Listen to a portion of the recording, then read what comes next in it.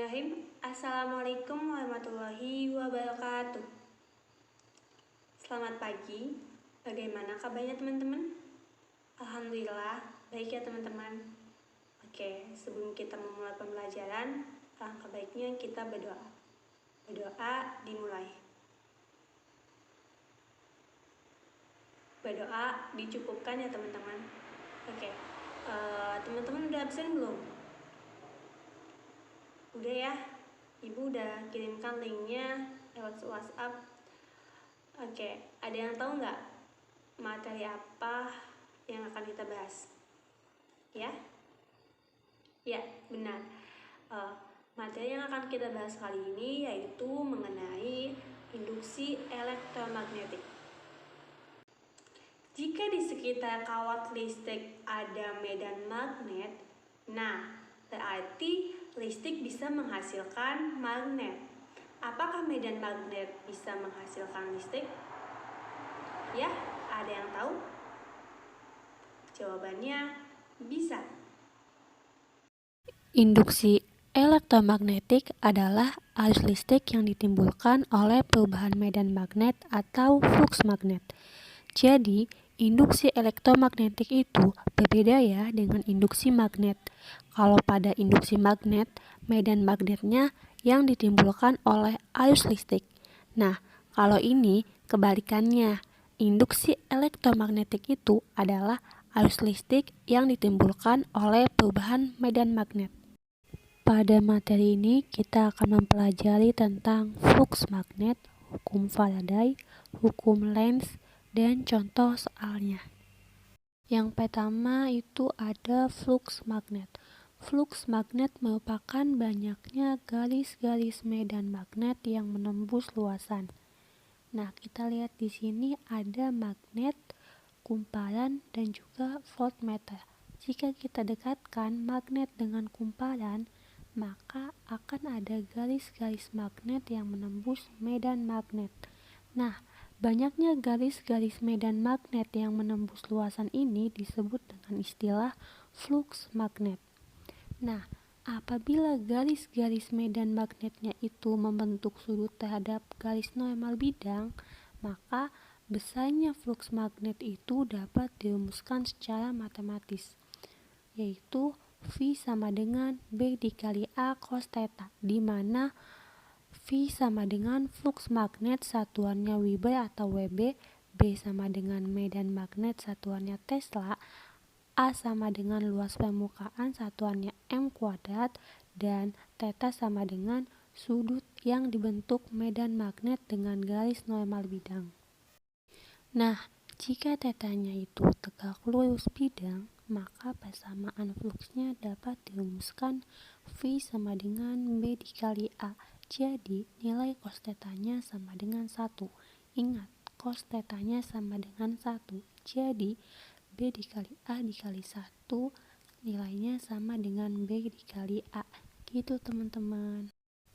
Percobaan Faraday menjelaskan bahwa menggerakkan magnet keluar masuk kumparan menyebabkan penyimpangan pada jarum galvanometer. Faraday, beliau melakukan percobaan begini.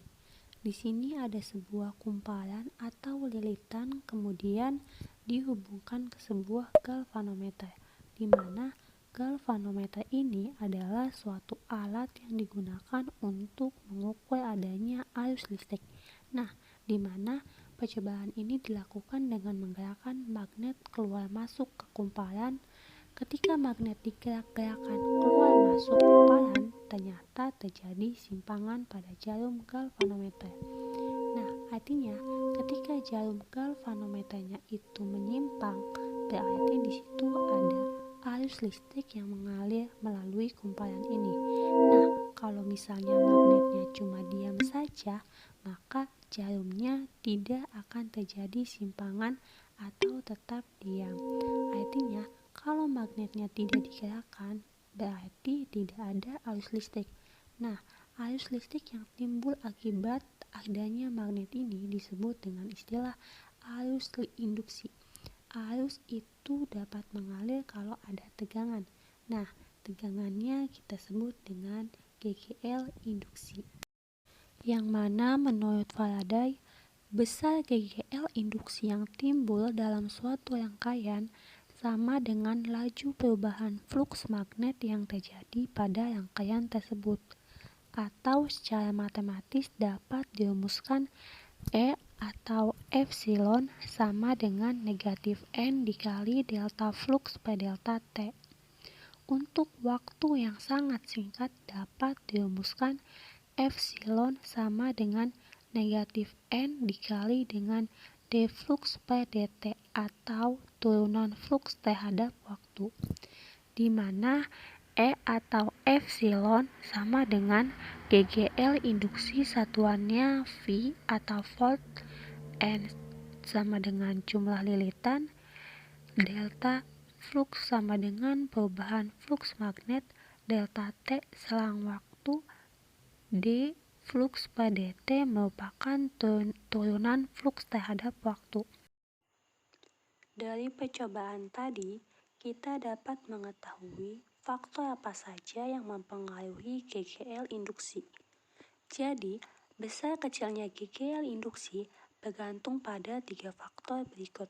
Yang pertama itu banyaknya lilitan kumparan, yang kedua kecepatan gerak keluar masuk magnet ke dalam kumparan, dan yang ketiga yaitu kuat magnet batang yang digunakan. Hukum Lenz. Lenz menyatakan bahwa arus induksi yang timbul dalam kumparan menghasilkan medan magnet yang berlawanan arah dengan medan magnet yang menghasilkan arus induksi tersebut. Jika sebuah kawat lurus digerakkan dengan kelajuan tertentu memotong medan magnet homogen, maka antara ujung-ujung penghantar timbul beda potensial yang disebut dengan gaya gerak listrik atau GGL induksi. Jika ujung-ujung kawat dihubungkan terbentuk rangkaian tertutup, maka dalam kawat akan mengalir arus listrik yang disebut arus induksi. Jika kawat digerakkan dengan kecepatan V ke kanan dalam medan magnet B yang arahnya masuk bidang, maka timbul gaya Lorentz ke kiri, sehingga arah arus listriknya ke atas. Besarnya GGL induksi pada ujung-ujung kawat adalah epsilon sama dengan P dikali L dikali V sin theta. Pada kawat akan mengalir arus induksi yang besarnya I sama dengan epsilon per L, di mana epsilon merupakan GGL induksi satuannya volt, B merupakan induksi magnet satuannya T, L merupakan panjang kawat satuannya M, V sama dengan kecepatan gerak kawat satuannya M per S, I merupakan arus induksi satuannya A, L merupakan hambatan kawat satuannya ohm, dan theta merupakan sudut antara V dan B. Contoh soal. Di sini ada sebuah kumparan sebanyak 200 lilitan berbentuk persegi dengan panjang sisi 18 cm.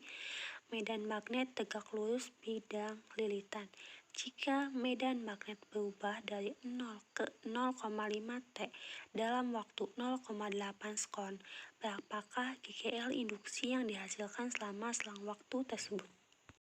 Jawab, diketahui N-nya itu 200 lilitan, S-nya itu 18 cm, kita ubah menjadi meter kuadrat, hasilnya menjadi 0,18 meter kuadrat, B-nya itu 0,5, di mana kita harus mencari luas kumparannya terlebih dahulu, di mana A sama dengan sisi dikali sisi, sama dengan 0,18 dikali 0,18, hasilnya 0,00324 meter kuadrat, di mana GGL induksinya itu epsilon sama dengan min N dikali delta BA cos theta per delta T, di mana sudutnya adalah 0 derajat karena medan magnet tegak lurus dengan bidang lilitan. Kita memakai rumus epsilon sama dengan min N dikali A dikali B per delta T, di mana N-nya itu 200 dikali 0,0324 dikali 0,5 per 0,8. Jadi hasilnya min 4,1 volt. Contoh soal yang kedua yaitu sebuah kumparan memiliki jumlah lilitan 1000 mengalami perubahan fluks magnetik dari 9 dikali 10 pangkat min 5 Weber menjadi 3 dikali 10 pangkat min 5 Weber dalam selang waktu 10 milisekon. Tentukan GGL induksi yang timbul. Kita jawab, diketahui N-nya itu 1000 lilitan, delta fluksnya itu delta flux 2 dikurangi delta flux 1, jadinya 3 dikali 10 pangkat min 5 dikurangi 9 dikali 10 pangkat min 5, hasilnya min 6 dikali 10 pangkat min 5 Weber. Delta T-nya itu 10 milisekon, kita ubah menjadi 10 pangkat min 2 sekon ya. Yang ditanyain itu GGL-nya atau epsilonnya. Kita memakai rumus hukum Faraday. Epsilon sama dengan min N dikali delta flux per delta T, di mana epsilon sama dengan min 1000 dikali min 6 dikali 10 pangkat min 5 per 10 pangkat min 2. Hasilnya yaitu epsilon sama dengan 6 volt. Baik, ada pertanyaan? Jika tidak ada pertanyaan, saya cukupkan. Oke, saya simpulkan ya. Jadi, materi kali ini membahas mengenai induksi elektromagnetik, di mana induksi elektromagnetik merupakan gejala timbulnya gaya gerak listrik di dalam suatu kumparan atau konduktor. Bila terdapat perubahan fluks magnetik pada konduktor atau konduktor bergerak relatif melintasi medan magnet, di mana faktor yang mempengaruhi GGL, gaya gerak listrik, yaitu yang pertama, kecepatan perubahan medan magnet, yang kedua, banyaknya lilitan, dan yang ketiga yaitu kekuatan magnetik.